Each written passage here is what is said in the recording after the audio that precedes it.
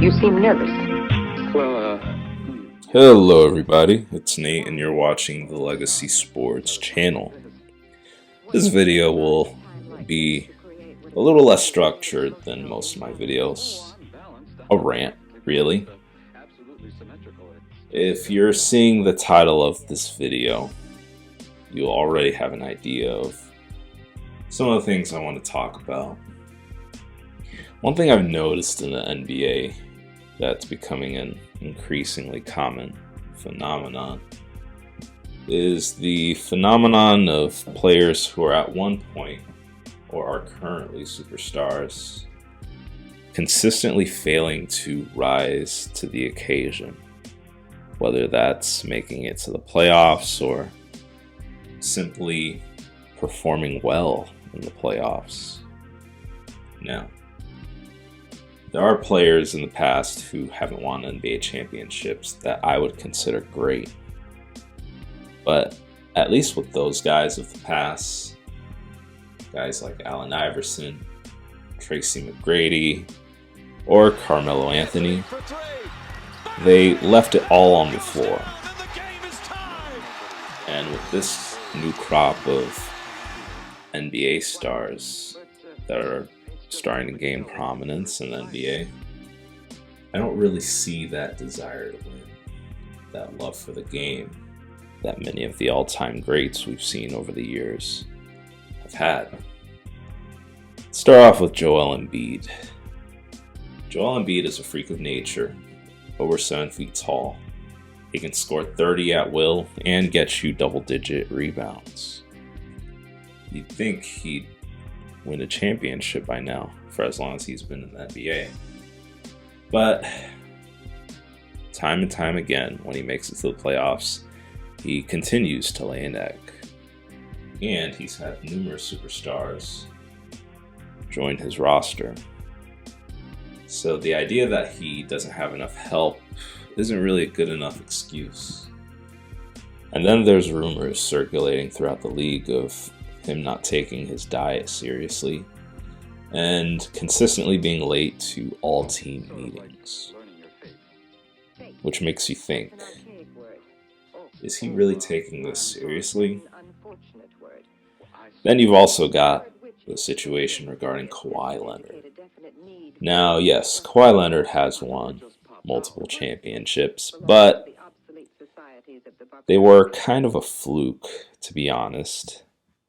The first one he got was with the Spurs, who we really can't give him all the credit, given the amazing lineup of Hall of Famers he played with. So he was kind of given that championship for free.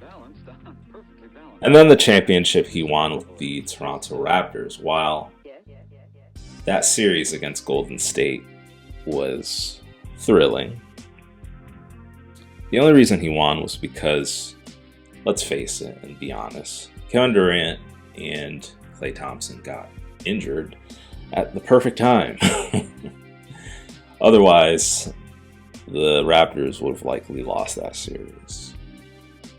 And since he's left the Raptors and has been traded to the LA Clippers, where we all hoped that him and Paul George would have won something, he's basically been riding the bench and playing non-existent minutes. And then last but not least, we have Ben Simmons. Ben Simmons his situation is quite confusing. I mean, you come into the NBA being lauded as the next LeBron, really. He's got the size, athleticism, all the tools and gifts you'd need to dominate in the sport, but he just continues to wet the bed. When he was in Philly, during that playoff run they had, we all thought that the Sixers would have won the championship at that point in time, but Ben Simmons, pardon my dog, snoring in the background, speak. Be quiet. Ben Simmons, he basically decided not to try and score He didn't want to shoot any layups, and his mind just wasn't there. And after that disappointing defeat in the NBA playoffs, his coach, his teammates basically had no faith in him. And I'm sure that was disappointing on his end and hurt his feelings. But at the same time, what did he expect? And what did he do afterwards? Did he seek to make things better? No. He decided to be insubordinate to his coach, not showing up at key practices, getting fined, getting suspended, and basically refusing to play. And then he got bounced and traded to a different team, and his performance has basically been non-existent, and he's been a perpetual bench rider. And when he's on the court, he doesn't really do anything. Now, one thing that these three players have in common is that they have amazing gifts and abilities, but they all refuse to take their duties or take those gifts, or not take those gifts for granted, and rise up to the occasion. They seem to refuse to be consistent and put in the work necessary to get the job done. Now, why would three individuals who have amazing gifts that the vast majority of individuals on this planet will never have, and decide not to capitalize on them?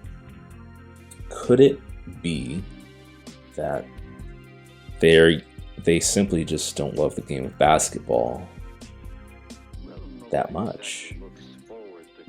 And I think that's the case. I remember watching a clip on TikTok of an NBA player, and he said, and quote, or something along the lines of, the vast majority of players in the NBA don't actually love the game.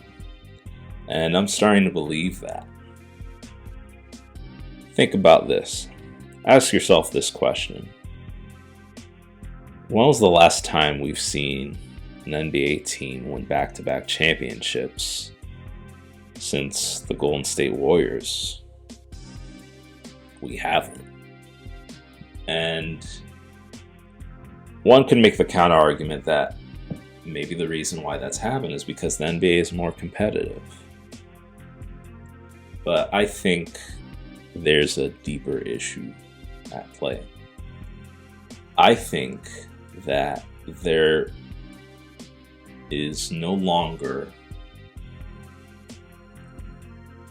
are no longer enough elite basketball teams that are hungry to win.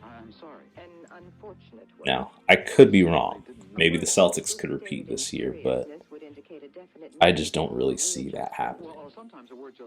And I think that highlights a bigger problem that the NBA needs to address.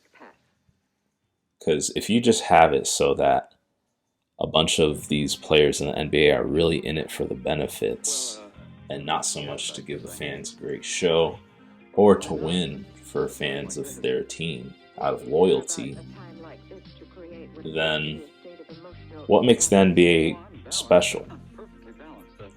Why would I pay $300 or $1,000 to sit in an arena paying for overpriced drinks and snacks when I could just grab a cooler of some beers and snacks, walk over to my local basketball court, and watch a pickup game from there?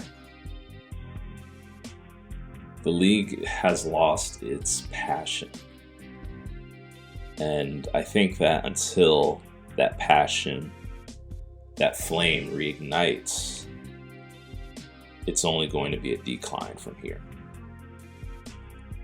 Now, I don't think the NBA should become like the NFL, where it's simply the league that's the focus, and players don't have guaranteed money, and only a select few of the roster of players in the league have great financial benefits.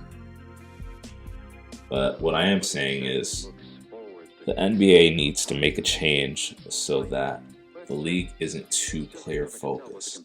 Because right now, I think that these players are pampered to the nth degree. And until a significant change happens, the league will continue its decline. This is one of my rants for the day. I'll probably maybe do like one of these once a week, but I appreciate you guys for making it to the end of this video if you have. And if you want to hear more of my synopsis on the NBA, feel free to like the video and click the subscribe button so you can stay tuned and be aware of new videos that drop in the future. This is Nate, and you've been listening to the Legacy Sports channel. I'll see you all in the next one.